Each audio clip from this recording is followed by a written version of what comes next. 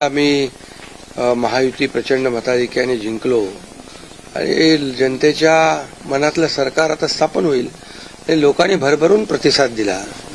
गेल्या 2.5 वर्षामध्ये जे आम्ही काम केलं त्या 2.5 वर्षाची खऱ्या अर्थाने मी नेहमी सांगायचो भाषणामध्ये पोचपावती जनता देईल आणि 2.5 वर्षाच्या कामाचे जे महाविकास आघाडीने कामं थांबवली होती, प्रकल्प थांबवले होते, ते आम्ही वेगाने गतिमानतेने पुढे नेले आणि त्याचबरोबर विकास आणि कल्याणकारी योजना यांची सांगड घातली। आज कल्याणकारी योजना जर आपण पाहिल्या, मुख्यमंत्री माझी लाडकी बहीण योजना आणि इतर ज्या काही योजना आहेत, म्हणजे मुलींचं शिक्षण असेल, वयोश्री योजना असेल, शेतकऱ्यांच्या योजना असतील, अशा योजना आतापर्यंतच्या इतिहासामध्ये किती वर्ष तुम्ही पत्रकारिता करताय, तुम्ही देखील एकदा त्याचा अभ्यास करा की आतापर्यंतच्या इतिहासात कधीही न झालेली कल्याणकारी योजनांचा निर्णय महायुतीच्या सरकारने अवघ्या 2.25 वर्षात घेतला। हा इतिहास आहे आणि या योजना महाराष्ट्राच्या इतिहासामध्ये सुवर्णाक्षराने लिहिल्या जातील आणि मला विश्वास होता की आम्ही केलेला विकास, आमचा अजेंडा विकासाचा होता आणि आम्ही केलेल्या कल्याणकारी योजना, आम्ही म्हणायचो सर्वसामान्यांचं सरकार आहे, सर्वसामान्यांचं सरकार, गोरगरिबांचं सरकार। मी देखील एक शेतकरी कुटुंबातून आलो म्हणून मी गावी येतो, कारण गावी मला आलं की एक वेगळा आनंद मिळतो, माझ्या लोकांमध्ये येतो, लोक भेटतात, माझी शेती आहे, शेतीकडे जातो आणि हा वेगळा एक आनंद मला या ठिकाणी समाधान मिळतं। म्हणून मी देखील एक गरीब परिवारातून, शेतकरी परिवारातून आलो म्हणून मला याची जाणीव आहे, गरिबीची जाणीव आहे, सर्वसामान्यांच्या परिवाराची जाणीव आहे। म्हणून आम्ही ज्या योजना केल्या त्या योजनांचा सर्वसामान्य लोकांना त्यांच्या जीवनामध्ये काही ना काही फायदा झाला आणि म्हणून आम्ही म्हणाल तर इकोसिस्टीम तयार केली। प्रत्येक परिवारातल्या माणसाला, मग त्याचा मुलीचा जन्म झाला, मुलगी असेल, लाडकी बहीण असेल, लाडका भाऊ असेल, युवा प्रशिक्षण स्टायपंड आणि शेतकऱ्यांच्या योजना, या सगळ्या म्हणजे लाडकी बहीण, लाडका भाऊ, लाडका शेतकरी, लाडका ज्येष्ठ, हे सगळे आमचे जे आहेत, ह्या सगळ्या साठी आम्ही केल्यानंतर लोकही म्हणायला लागले आपलं सरकार लाडकं सरकार आणि मला विश्वास होता की या निवडणुकीमध्ये प्रचंड यश मिळेल। आम्ही ज्या योजना केल्या त्याचं प्रतिबिंब या निवडणुकीमध्ये पाहायला मिळालं आणि तसंच्या तसं आतापर्यंतच्या इतिहासामध्ये एवढ्या मेजॉरिटीने महायुतीला जे यश मिळालं ते कधीच मिळालं नव्हतं। मोठ्या प्रमाणात अशी मागणी आहे की तुम्ही मुख्यमंत्री व्हावं, अशा प्रकारची खूप मागणी आहे, नेमकं काय ठरलंय याचीही उत्सुकता नाही। यामध्ये बघा, साहजिक आहे, जनतेच्या मनामध्ये मी जे काम केलं, मुख्यमंत्री, जनतेचा मुख्यमंत्री, मी कॉमन मॅन म्हणून जे काम केलं, मी म्हणायचो सीएम म्हणजे चीफ मिनिस्टर नुसतं नाही तर कॉमन मॅन, आणि कॉमन मॅन समजून मी काम केल्यामुळे कॉमन मॅनच्या ज्या अडचणी आहेत, दुःख आहेत, ते मी समजून घेऊन सोडवण्याचा प्रयत्न केला। त्यामुळे साहजिक आहे लोकांची भावना, पण आणि त्याबरोबर मुख्यमंत्री म्हणून माझ्या नेतृत्वाखाली निवडणुका झाल्या, माझे दोन्ही उपमुख्यमंत्री सोबत होते, सर्व सहकारी सोबत होते आणि मिळालेले यश हे अतिशय प्रचंड आहे आणि यामध्ये मी म्हणूनच याच्यामध्ये कोणाचाही संभ्रम नको म्हणून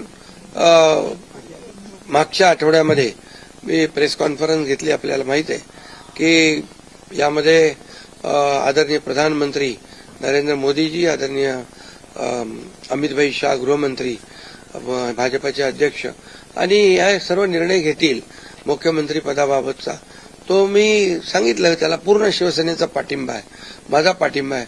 त्यामुळे आता कुठं काही असं किंतु परंतु कोणाच्याही मनामध्ये नसावा। शेवटी मी मनमोकळेपणाने काम करणारा कार्यकर्ता आहे आणि म्हणून माझा निर्णय मी घेतलाय।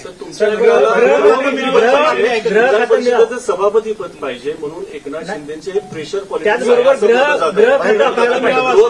नाही, हे पहा, याच्या बाबतीत चर्चा होईल, आता चर्चा होईल, चर्चेमधून बऱ्याचशा काही गोष्टी निघतील, बऱ्याचशा गोष्टी सुटतील आणि त्यामुळे आम्हाला सर्वात महत्वाचं म्हणजे आम्हाला जे निवडून दिलेलं आहे लोकांनी, त्या लोकांना ज्या काही आम्ही कमिटमेंट केलेल्या आहेत त्या राज्याच्या विकासाच्या दृष्टीने किंबहुना ज्या आम्ही लोकांची बांधील आहोत, ही बांधिलकी आम्हाला जपायची आहे। सगळ्यात महत्वाचं मला काय मिळालं, कुणाला काय मिळालं यापेक्षा जनतेला काय मिळणार आहे, महाराष्ट्रातल्या जनतेने भरभरून मतदान केलेलं आहे, मतांचा वर्षाव केला आहे. आता त्यांना आम्ही आमच्या पद्धतीने जे देण्याचा प्रयत्न होणार आहे. त्यामुळे यामध्ये लोकांच्यासाठी जे करायचं आहे ते आम्ही करणार आहोत. उपमुख्यमंत्री पदासाठी श्रीकांत शिंदेचं नाव समोर येते आपल्या गटाकडनं, ही गोष्ट खरी आहे का? नाही बघा, चर्चा अजून सुरू आहे. चर्चा खूप, आता तुम्हीच चर्चा करत असता पत्रकार, तुमच्या चर्चा खूप जास्ती असतात. त्यामुळे तुम्हाला एकच सांगतो या सर्व चर्चा आहेत. आता एक बैठक आमची अमित भाईंच्या बरोबर झालेली आहे, दुसरी एक बैठक आमची होईल तिघांची, आणि त्या बैठकीमध्ये खूप साधक बाधक चर्चा होईल आणि त्यामधून योग्य तो निर्णय या महाराष्ट्राच्या हिताचा. बघा, आमच्यामध्ये तुम्हाला मी सांगतो, या जनतेने आम्हाला भरभरून दिलेलं आहे. जनतेला असं वाटता कामा नये की आम्ही सत्ता दिली, सरकार म्हणजे एवढी मेजॉरिटी दिली, आता चांगलं सरकार स्थापन व्हावं, जी अपेक्षा जनतेची आहे ती आम्ही पूर्ण करणार. आणि आम्हाला जनतेबरोबर आम्ही उत्तरदायित्व आहोत. त्यामुळे लोक काय बोलतात, विरोधक काय, आता विरोधकांना काय काम राहिलंय का? काय राहिलंय बाकी? आता जे काय आता ईव्हीएम म्हणजे आता याच्यामध्ये मी एकच तुम्हाला सांगतो की आमच्यामध्ये कुठलाही काही समन्वयाचा अभाव नाही. समन्वयाने काम सुरू. मी तर माझी जाहीर भूमिका परत मला मांडण्याची गरज नाही. मी तर बुधवारी जो प्रेस कॉन्फरन्स घेतली त्यात सगळी भूमिका स्पष्ट मांडलेली आहे. आणि लोकांना आता काय, विरोधकांना काम नाही, विरोधी पक्षनेताही होता येत नाही, एवढी देखील संख्याबळ नाही, एवढं भरभरून प्रेम लोकांनी दिलंय.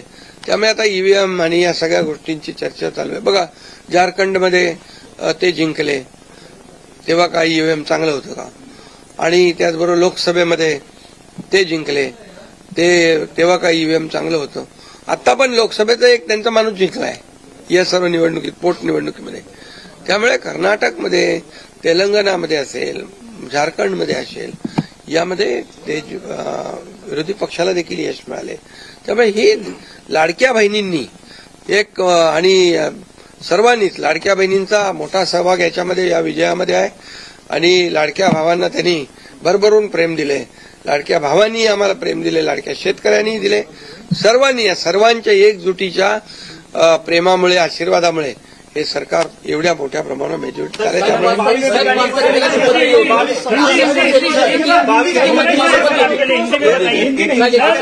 मेरी तबीयत अच्छी है. मैं यहाँ पर आया था रेस्ट करने के लिए. अभी बहुत काफी भागदौड़ हो गई चुनाव में. मैं एक दिन में 8-8, 10-10 सभा ली थी. और मैंने कोई अभी तक मेरे 2-2.5 साल के कार्यकाल में छुट्टी बिट्टी कोई मनाता नहीं. मैं यहाँ भी आता हूँ, यहाँ भी जनता दरबार होता है, लोग आते हैं. अभी भी लोग आए मेरे को मिलने काम के बहाने. वो यहाँ आने के बावजूद भी मुझे लोगों से मिलना है. मिलता हूँ मैं लोगों को. और मेरी तबीयत थोड़ी खराब थी, अभी ठीक हूँ. और मुझे एक ही है कि ये सरकार जो है ये जनता की आवाज वाली सरकार है. जनता को जैसे सरकार चाहिए वैसे सरकार मिलेगा. मैंने बुधवार के दिन पूरी तरह मेरी भूमिका स्पष्ट की हुई है. आदरणीय प्रधानमंत्री जी, आदरणीय गृह मंत्री अमित भाई और भारतीय जनता गृह मंत्रालय को लेकर के कोई मांग है क्या आप लोग?